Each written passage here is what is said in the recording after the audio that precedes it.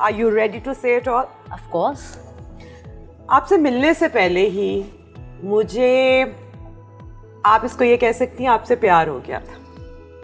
वो कैसे? वो इस तरह के, मैंने अभी कुछ अर्सा पहले, I think a year back और ईयर एंड हाफ बैक, आपकी मदर के साथ एक प्ले किया है, long play.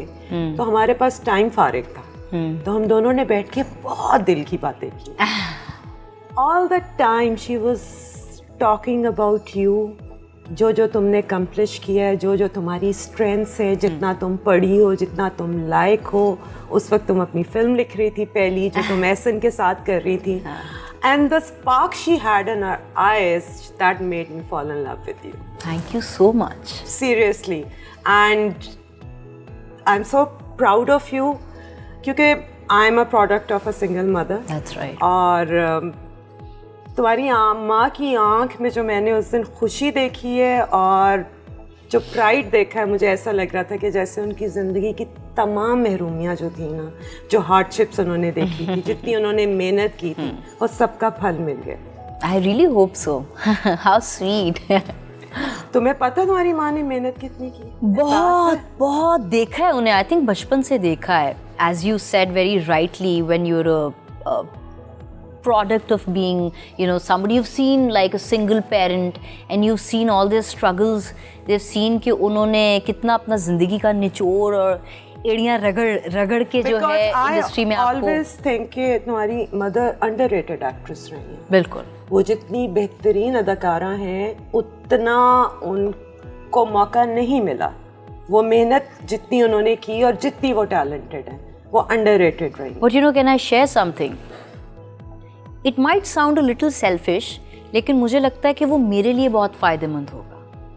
Because when you are a daughter or a son of a huge star, तो वो एक प्रेशर ज़्यादा होता है on your shoulders. प्रेशर अब भी है, because वो एक्टर बहुत अच्छी है। बिल्कुल बिल्कुल। But you know, from the fraternity side, I know. शायद उस तरह से मेरे से शायद कोई इतना ज़्यादा एक्सपेक्ट नहीं करेगा, जो कितनी कोई ए स्टार एक्टर हो, उनके बच्चे हों, उनसे शायद ज़्यादा एक्सपेक्टेशंस होंगी। So I think this brings a more fire and rage in you, कि जो उनको नहीं मिला, मुझे तो उनके वाला भी चाहिए। Yes. So you know, in that way. And she's reliving her life in you. I can feel that. I can feel that too. Wow, you made her so happy. माशाल्लाह, मेरे आंखों में अल्लाह ताला का करम है। अच्छा, बड़ी पढ़ाकू बच्ची थी जी? बहुत पढ़ाकू। तो ये पढ़ाकू बच्ची इसमें कैसे आ गई? अच्छा, ये बहुत बाद में जाके मुझे ऐसे लगा कि मुझे अब शायद खुद से झूठ नहीं बोलना चाहिए, क्योंकि ए लेवल्स तक मेरा कोई मीडिया से कनेक्शन नहीं था। मैं कभी अम्मा के सेट पे नहीं गई, कभी मैंने उनका कोई ड्रामा शूट नहीं देखा। मेरे ख्याल से वो कॉन्शियस भी थी कि हाँ, इसका बाप नहीं है तो अब मैं इसको बिल्कुल दूर रखूंगी। Exactly, I think she was, ताकि वो ये ना सोचे कि मेरी बेटी को इसने एक्टिंग में भेज दिया है। बिल्कुल बिल्कुल। क्योंकि my mother went through this. या but I think you can not run away from it, because it's in your blood. And I always say, to me, my first action call was given to me right in my mother's womb. Yes. How can I run away from that? Yes. And तो A levels तक मेरे वो sciences थे, फिर business economics वगैरह थे, और फिर एक्चुअली हुआ ये एक बड़ा इंटरेस्टिंग एक एपिसोड हुआ कि ऑस्ट्रेलिया में मुझे BBA करने जाना था। अच्छा। और अम्मा के पास पैसे नहीं थे, तो मेरी वहाँ से कोई 50% स्कॉलरशिप भी आ गई, but still the money was huge to send your kid abroad. तो मेरे पास दो ऑप्शंस थे, या तो वहाँ पे किसी तरह पैसे अरेंज होते और मैं वहाँ तक जाती, या फिर मैं यही कोई चीज़ कंटिन्यू करती।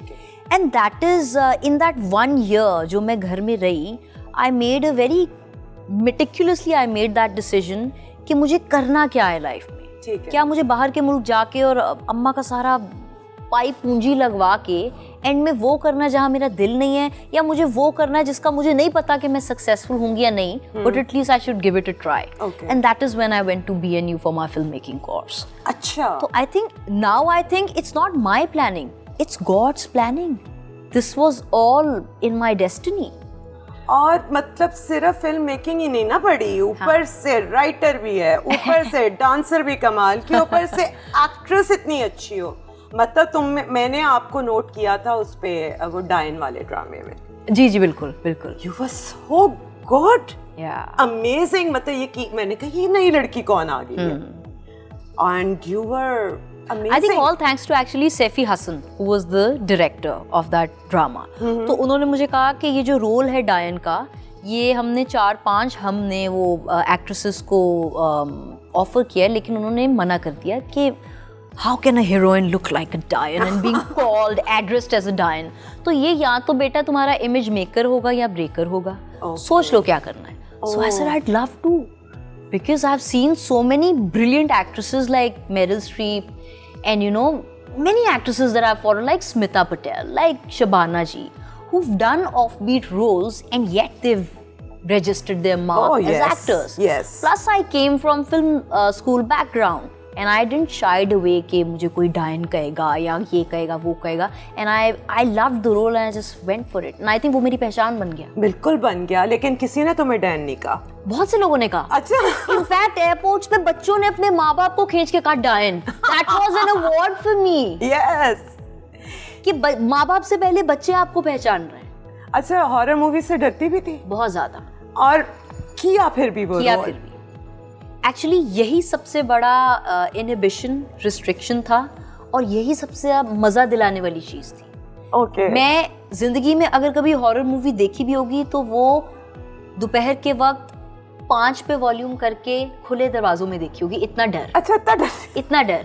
तो जब ये कैरेक्टर करना था तो मुझे पहला अपना वो हॉरिफिक इम्पैक्ट देना था. हाँ. तो उसके लिए फिर प्रेपरेशन काफ़ी की, इंस्ट्रूमेंटल्स, कोई बड़े हॉरिफिक growling sound effects सुने कि at least before the scene I get in that zone. अच्छा, where I don't have to be at the scary end, but I have to make people get scared. तो देखा था अपना play फिर?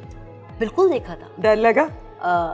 अच्छा, मुझे honestly मुझे तो नहीं लगा, because by then you know the technicalities and how you've performed that. But I thought the impact was very, like it was punching in your gut. I think it was a very well made play. Yeah.